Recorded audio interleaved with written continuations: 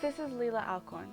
She was a transgender woman from Kings Mills, Ohio, born November 15, 1997. Being a trans woman means that she was assigned male at birth, however, her true gender identity is female. She began realizing that she is not a boy, as her parents and environment treated her to be, around the age of 4. When I was 14, I learned what transgender meant and cried of happiness. After 10 years of confusion, I finally understood who I was. However, her joy was short-lived. She told her mom immediately, but she reacted, as Leila posted, extremely negatively, telling me that it was a phase, that I would never truly be a girl, that God doesn't make mistakes, that I am wrong. These words were devastating to Leila. A parent's acceptance means everything to a child, no matter what they might have you believe. When a parent isn't accepting of their child's gender identity, it's catastrophic. Even just a single look in a parent's eye is worth 1,000 words. Leila's parents made the decision to send her to a Christian-based conversion camp. A conversion camp is basically where they try to brainwash you into believing that your queerhood is not real. In Leila's case, it was trying to convince her that she was in fact a boy and that believing she was a girl was a delusion. But when Leila left, she knew more than ever that she was in fact a girl and that she was never going to find acceptance in her environment. Leila was described as a tender-hearted person. She was also very talented at digital art, as one can see. These designs were taken from Leila's Tumblr, a popular blogging website.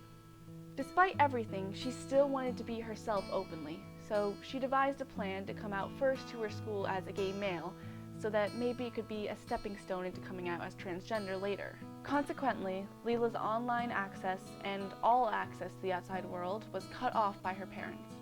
She was taken out of King's High School and enrolled in an online school as a junior. Just months surrounded by no friends, no support, no love. Just my parents' disappointment and the cruelty of loneliness. Leila's biggest concern was transitioning. Transitioning for a transgender person is when you take hormonal medication or cross-sex surgery so that your body fits with your gender. She wanted to take estrogen pills so that her face and her voice could become more feminine, but her parents refused. I felt hopeless, that I was going to look like a man in drag for the rest of my life. On my 16th birthday, when I didn't receive consent from my parents to start transitioning, I cried myself to sleep.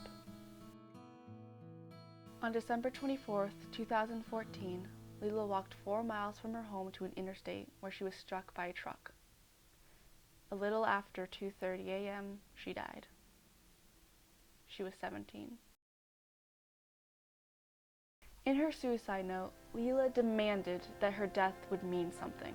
The only way I will rest in peace is if one day transgender people aren't treated the way I was. They're treated like humans, with valid feelings and human rights. Gender needs to be taught about in schools. The earlier the better. My death needs to mean something. Approximately 1.5 people openly identify as transgender in America alone. 41% of people who are transgender try to commit suicide a year. If you don't understand what transgender means, please research it. You have wonderful Google for a reason.